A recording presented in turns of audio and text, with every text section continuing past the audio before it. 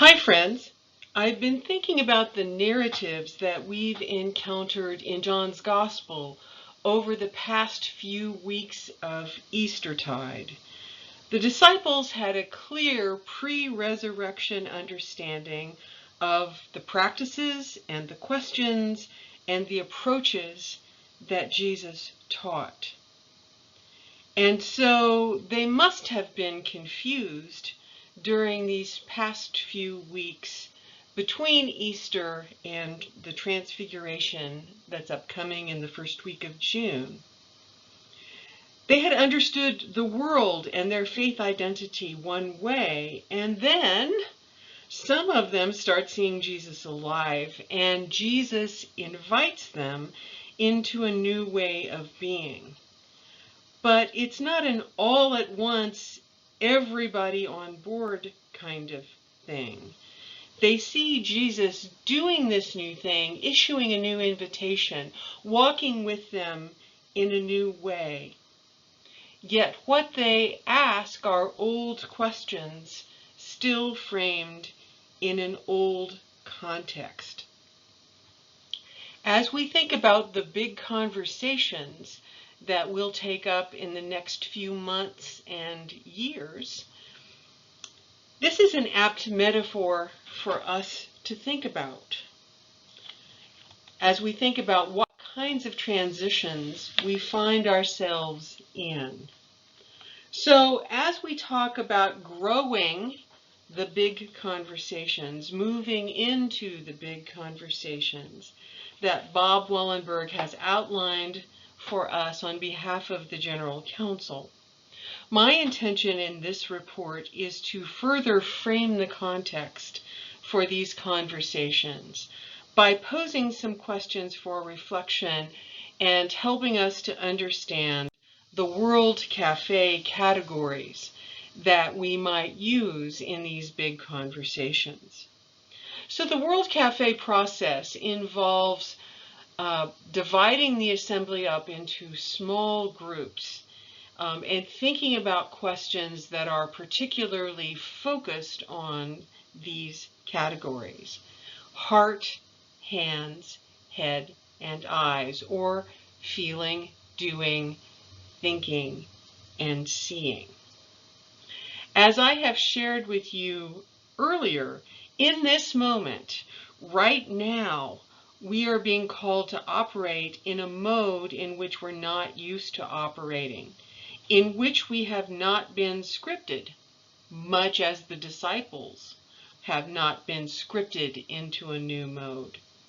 We're called to use a new mode and a new script to operate as the church, particularly the Presbyterian church. We've been used to seasons of building, in which we build durable structures, big, four-square, solid, dependable physical buildings, and programming that helps to draw people in and root them in place in our midst. Durable structures in which we invite people to participate, to take membership and identity in what we've built. So in this mode, we invite people to come to these structures and to take up identity that is deeply linked and rooted in what we've built. The mode in which we're called to operate at present is one of growth rather than of building. It's cyclical in nature with many seasons of transitional rooting, flourishing, and dying that collectively over time bring about transformation. In this mode, who we are, our collective and our individual identities, are ongoing and separate from what we do in each of the cyclical visioning kinds of processes. So as we engage in this transitional shift of culture, the question that we might want to ask is, how do we move from building to growing in our mindsets and in our processes?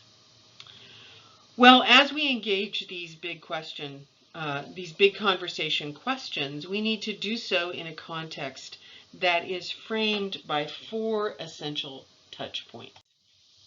The first touch point is energy management.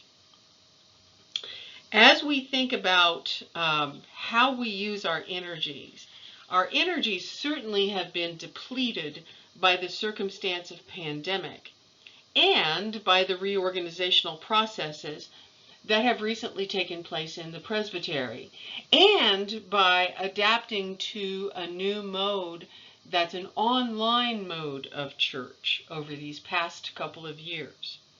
So there's a natural impulse to dissipate and diffuse energy first in the form of anxiety, as well as the impulse to think that if we can just initiate a lot of activity with lots of planned initiatives and projects, we can recover a normal, faithful way of being.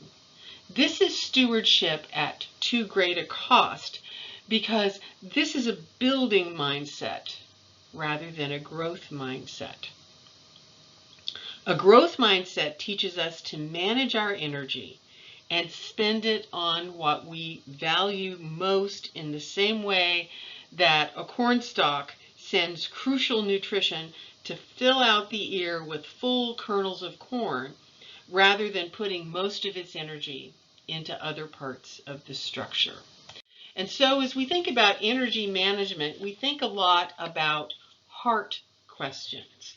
And you can see we have subcategories that concern engagement, value, lighting a spark, and inclusion. So here are some of the types of questions that we might want to ask about energy management. On a scale of 1 to 10, what is your current level of engagement in the presbytery, both as a congregation and as an individual? What do we value most about our presbytery, and why? What do we value least about the presbytery, and why? What kind of engagement with others in the presbytery would bring you joy, would light a spark, would really ignite a passion for working together as the presbytery? And how can we ensure that everyone is included and heard? The next touch point that we might want to focus on is focused vision and selective planning. In the organizational planning process, there is a defined relationship between mission and vision across time, but these definitions are quite particular. So mission concerns the long-term plan that God directs over time. Vision, on the other hand, concerns the short-term collection of 2 to 3 aligned initiatives that are informed by God's mission.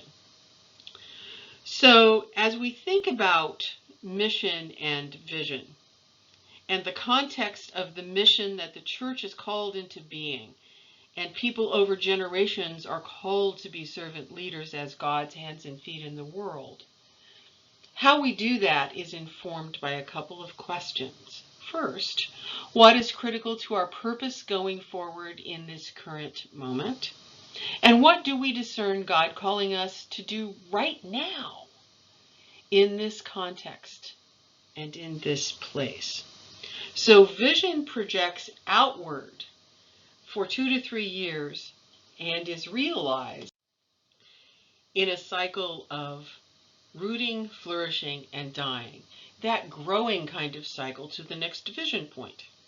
So successive vision growth then advances mission. So we might want to think about eyes questions for vision and planning. And again, if we look across the 4 subcategories, how can our presbytery position itself to have the greatest positive impact on the mission and ministry of local congregations? Since all of these local congregations together form the presbytery, this is a question about how the presbytery can have the greatest vision and mission impact in this place. Secondly, what things should we not be doing? What could we shed so that we can prioritize the things that are of greatest value? How might your gifts, talents, and passions potentially serve the presbytery most effectively? And how can we best include all of the churches in our vision initiatives?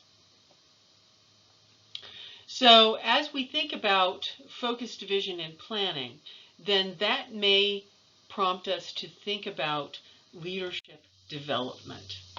So as we think about leadership development, I want to draw a distinction between transactional leadership, which is the traditional kind of leadership that we have seen in the institutional church, and transformative leadership, which is the leadership that we're undertaking.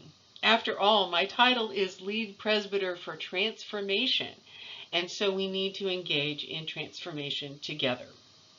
Transactional leadership is about trade or exchange. In the civic realm, we think about buying and selling. It's more hierarchical and closed and power-centered. So we might think of church officials directing the church from the top down. It's also more focused on position than on relationship. Alternatively, transformative leadership is about shared responsibility, about collaboration rather than exchange. It values open, communicative, power-sharing kinds of interactions, and it's more focused on relationships, it's more open to multiple perspectives, and it's more flexible in varied contexts. So as we come upon the third touch point, developing deep leadership, we might want to think about these items. Equipping ourselves, for example, to live out the focused visions and values that we identify as most important. Developing our collective capacity to use healthy spiritual and emotional intelligence as we do so. And thinking about processes that will bring about more connection, less disconnection, more flexibility, and more creativity. So here are the deep leadership questions, and these are head questions. How can we build a shared sense of connection and collaboration? What are the current cycles that we use in our work together? And are these cycles ones that we want to keep, or ones that we want to modify, or ones that we want to discard? What key goals should we prioritize to help us reach each of our vision points? Remember, these are cyclical visions that come and flourish and then die away, leaving a seedbed for the next vision. How are these goals shared across the presbytery? As we think about lighting a spark, how are our key goals that we identify life-giving? What equipping do we need to live out these short-term visions? And what are the barriers to implementation of deep transformative relationship and leadership across the whole presbytery? Lastly, as we think about how to live out the focused visions that we discern for ourselves, we also need to think about how to be intentional in our measurement. We need to think about how we will know when our shared focused vision has met its lifespan, what it has generated in our midst, and how the results form the seedbed for the next focused vision. So measuring what matters really is the how we will know question, and what metrics make sense for this kind of measurement. So here are some examples, and these are hands questions, concrete markers of our success. It may be that we look at rubrics and metrics like pastors connecting on an interpersonal level, a level that's deeper than the collegial or peer level. Elders being commonly recognized as equal, integral partners in the vision work of the presbytery. More folks knowing about and using PCUSA resources. There's a vast store of resources that could be used in generative, rich ways inside the presbytery, but we may not know about them, and we may not be using them. Generative, life-giving, continuing education being available for everybody. Creative processes starting to bubble in the presbytery with folks proposing offerings like workshops or small group partnering, fellowship opportunities, or other things that we can imagine. And the top-down understanding of our Presbyterian structure becoming more horizontal so that everybody is included, everybody is seen, and all voices are heard. So this is the basics of the big conversation that we're undertaking together as we think about the touch points of energy management, focused vision and selective planning, developing deep leadership, and measuring what matters. So friends, as we start these deep conversations, I would invite us to abundantly live into God's call together.